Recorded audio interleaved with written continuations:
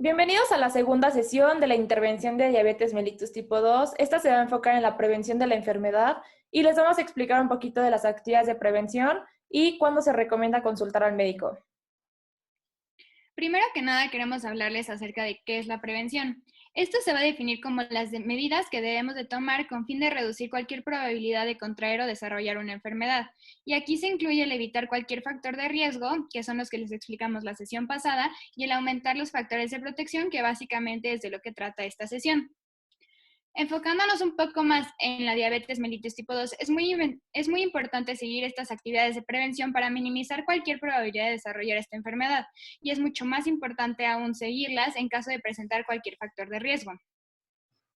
Entre las actividades de prevención que les vamos a presentar está el ejercicio, llevar una correcta alimentación, mantener el peso, evitar los factores de riesgo y el consumo de agua. El primer factor de protección que queremos hablarles es el ejercicio.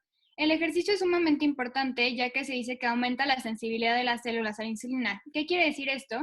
Que al nosotros hacer ejercicio vamos a ayudar a nuestro cuerpo a mantener un correcto nivel de glucosa o azúcar.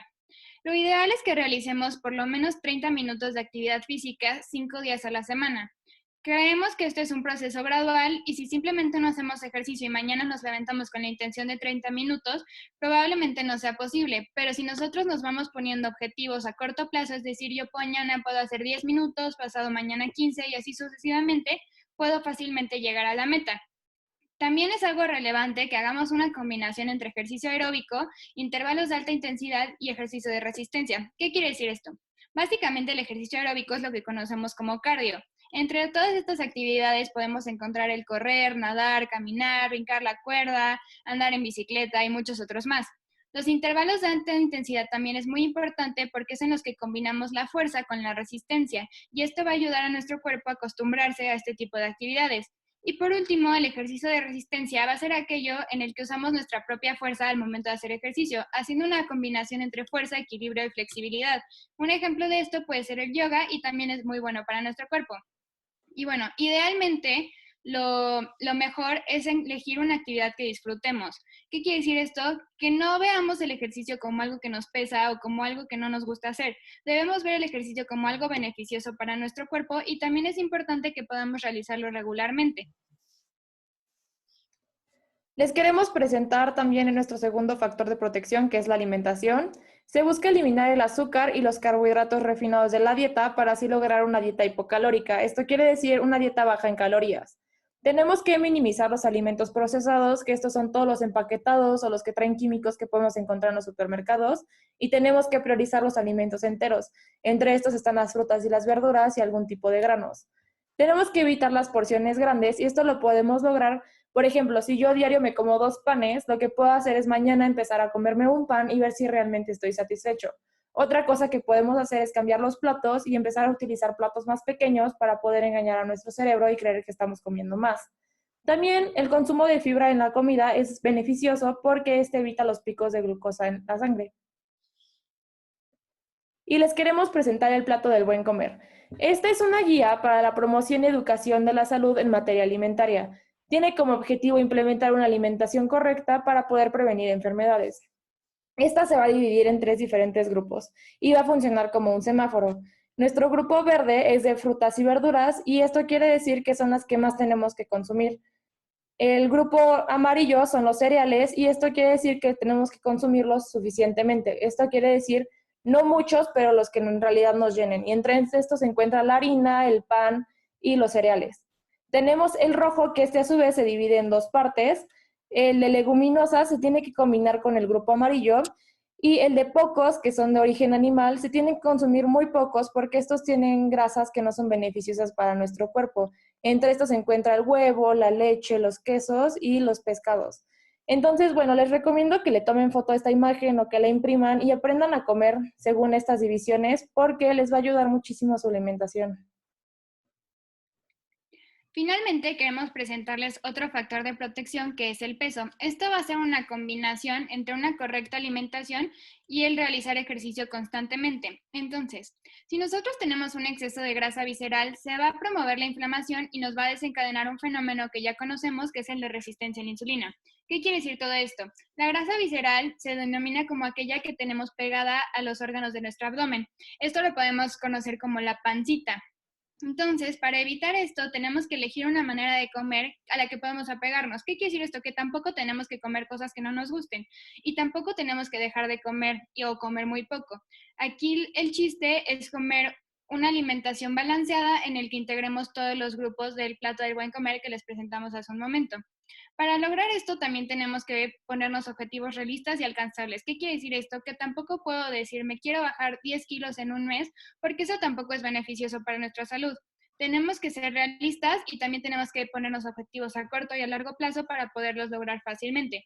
¿Cómo vamos a hacer esto? Logrando una combinación entre una dieta balanceada y el ejercicio constante. Y todo esto nos va a llevar a tener un correcto índice de masa corporal que les voy a explicar qué es.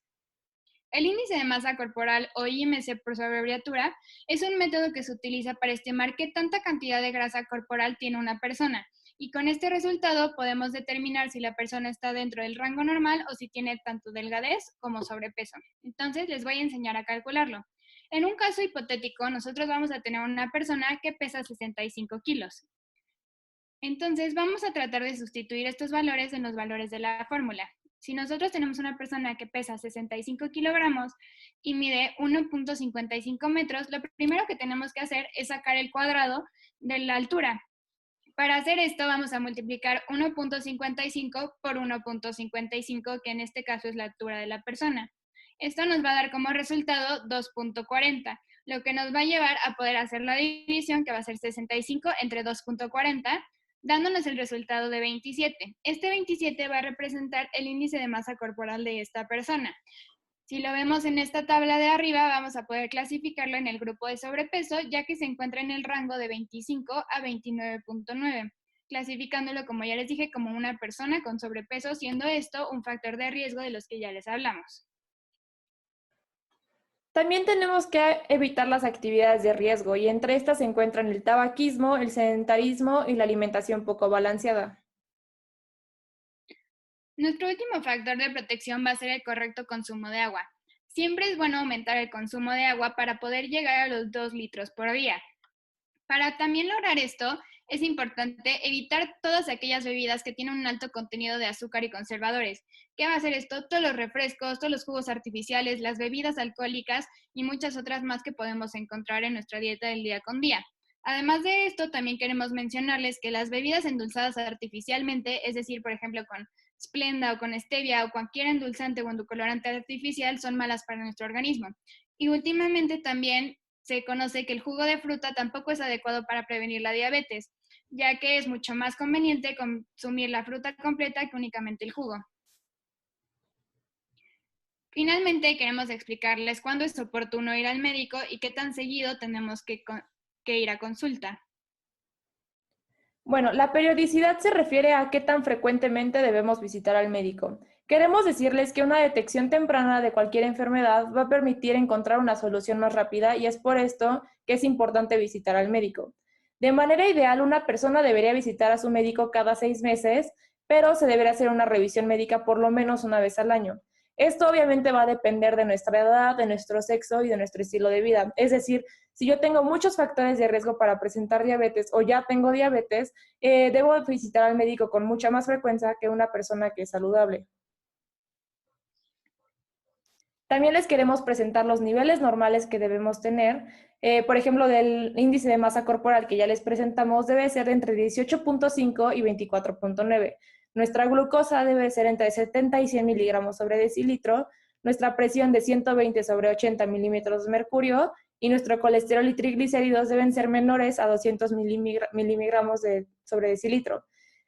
¿Qué pasa si tenemos algún resultado de estos anormales? Si nosotros encontramos algo que no nos checa en estos niveles, debemos de visitar a nuestro médico para que nos dé asesoramiento y saber qué hacer. Finalmente, también les pusimos unos tips de cuándo acudir al médico. Como ya les habíamos explicado en la sesión anterior, al momento de cumplir 45 años o más, nuestro cuerpo va dejando de hacer funciones que normalmente antes hacía más fácil. Entonces, es mucho más recomendable que las personas mayores de 45 años asistan con más frecuencia al médico con fin de evitar cualquier enfermedad. Además de esto, si nosotros tenemos sobrepeso o cualquier otro factor de riesgo, es de especial importancia acudir con un doctor para que así pueda asesorarnos con fin de no desarrollar esta enfermedad. Y otra cosa es muy importante, si nosotros ya tenemos el diagnóstico de prediabetes, debemos estar en chequeos constantes para así evitar que esto se desarrolle. Finalmente, como actividad de esta sesión, vamos a intentar que todos saquemos nuestro índice de masa corporal. Si no les queda muy claro, pueden regresar el video y volver a ver el ejemplo que les presentamos hace unos momentos. El paso 1 va a ser obtener el peso y la estatura. Si en este momento no lo tienen, pueden pasar este video y pesarse o medirse o por lo menos sacar un estimado de estos valores. El paso 2 va a ser sustituir los valores en la fórmula que tenemos abajo y el paso 3 va a ubicar su resultado en esta tabla. Muchísimas gracias por haber estado con nosotros y los esperamos para la sesión 3 próximamente.